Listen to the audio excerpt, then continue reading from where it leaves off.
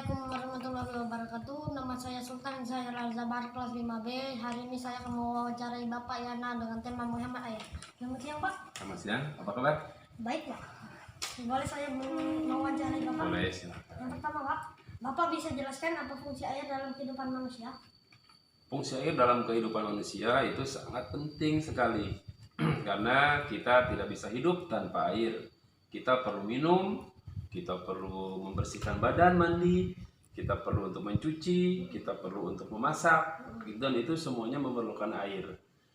Di samping untuk manusia, air juga sangat dibutuhkan oleh binatang, oleh tumbuhan sebagai sumber kehidupan bagi mereka. Di samping itu juga air bisa digunakan sebagai alat sarana transportasi kita, seperti transportasi di laut, di danau, di sungai, dan banyak sebagainya. Selanjutnya, Pak, bagaimana cara kita menjaga kelestarian air? Menjaga kelestarian air itu ada dua cara. Yang pertama adalah tentunya dengan menjaga sumber air itu. Air yang bersumber dari pegunungan misalkan, kita bisa jaga dengan menjaga hutannya tetap dilestarikan. Atau air tanah yang ada di dalam tanah itu juga bisa kita jaga dengan tidak melakukan pemborosan, ngebor air di mana-mana, tidak ada aturannya. Itu semuanya harus diatur. Di samping itu, yang kedua, dalam menghemat air atau menjaga kelestarian air, kita juga harus memperhatikan pada saat kita memakai air. Jangan terlalu boros, menggunakan air secukupnya dan bisa memanfaatkan atau mendaur ulang air. Seperti misalnya kita mencuci sayuran, bekas cuciannya itu jangan dibuang. Itu bisa dimanfaatkan untuk menyiram tanaman, untuk minuman ternak, seperti itu.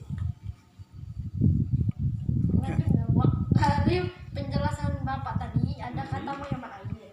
Ya. Bagaimana cara kita menghemat air? Menghemat air banyak caranya. Yang pertama, yang tadi saya sampaikan, itu dengan mempergunakan air secukupnya. Ingat, menggunakan air secukupnya, jangan berlebihan. Misalkan Sultan lagi mandi, pada saat lagi bersabun, kerannya dimatikan, itu salah satu cara menghemat air. Atau pada saat mencuci, dengan tidak membilas secara berlebihan juga, itu salah satu cara menghemat air, seperti itu.